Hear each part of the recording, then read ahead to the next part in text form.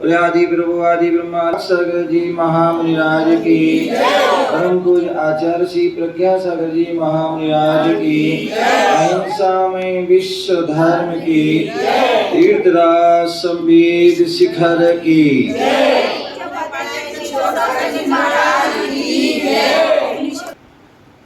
ऐतिहासिक नगरी उज्जैन के मध्य में विराजमान है और शास्त्रों में पढ़ा था, महावीर पुराण में पढ़ा था कि भगवान महावीर स्वामी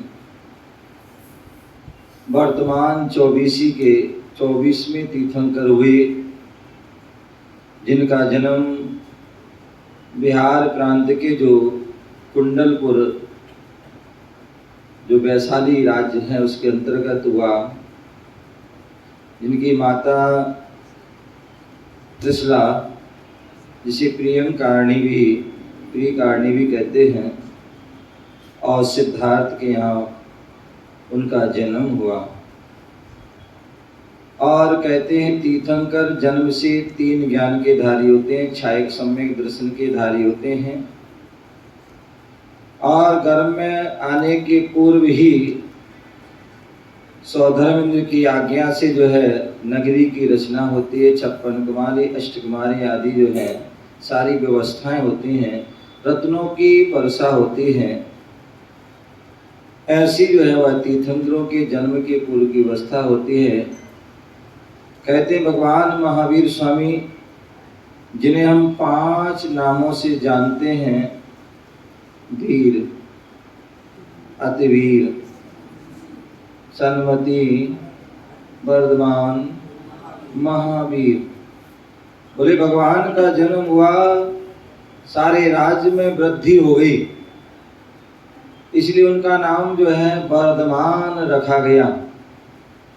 जब भगवान का जो है पांडुक शिला पर जो है इंद्र सौधर्मेंद्र लेके गया, अभिषेक करने जैसी प्रारंभ किया, तो सौधर्मेंद्र के मन में जिज्ञासा हो जाती है कि बालक वर्धमान इतने छोटे से हैं और कलश इतने बड़े हुए, 12 योजन के जो कलश, टोटल मिला के 96 किलोमीटर का कलश एक कलश होता है, और इतने बड़ा कलश, और एक नहीं 1008 बालक पर डाले जाएंगे, ऐसा न हो बालक दे जाएं, हैं?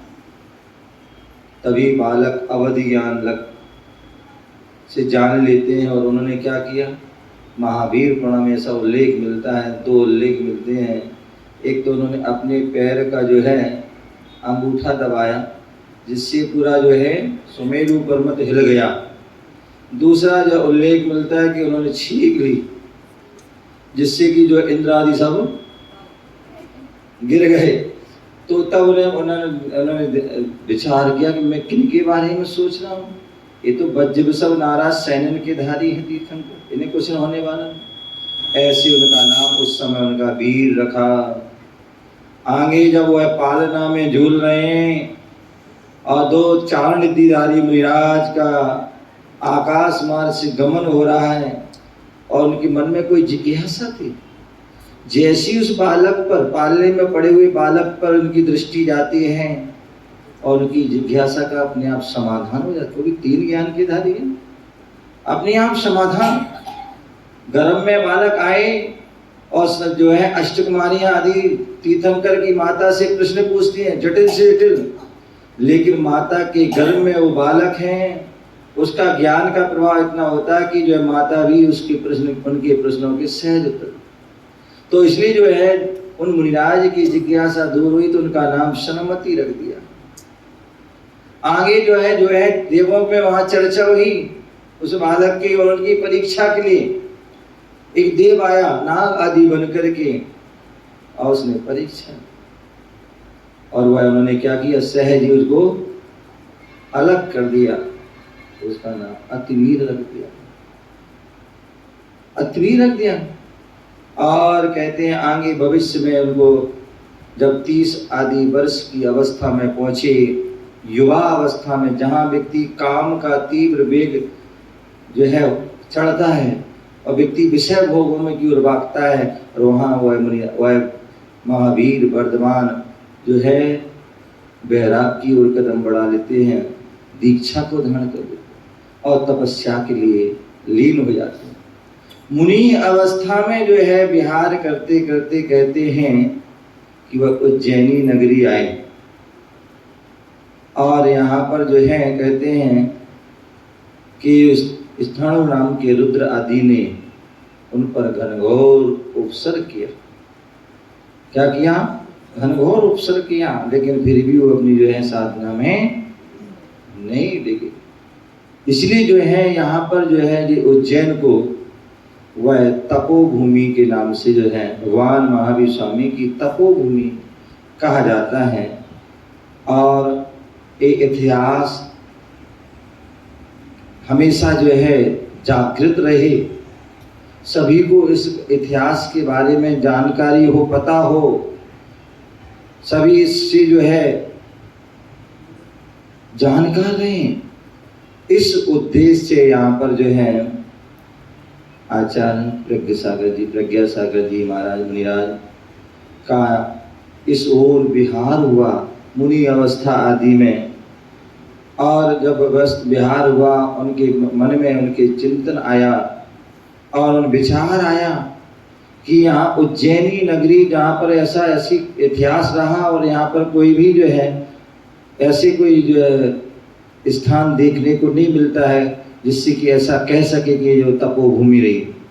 और ऐसे शुभ उनके पवित्र विचार हुए और उन्होंने एक कल्पना बनाई। कितनी सुंदर जो है कल्पना की होगी, विचार चिंतन मनन ध्यान किया होगा।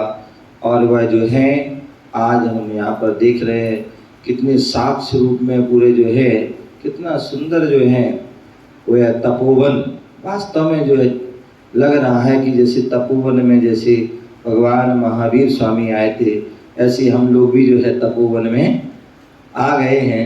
इतनी सुंदर यहाँ पर कृति बनी हुई है और बहुत सुंदर सुंदर यहाँ जिनालय बने हुए हैं। और निश्चित ही महाराज की ये कल्पना साकार रूप ली है।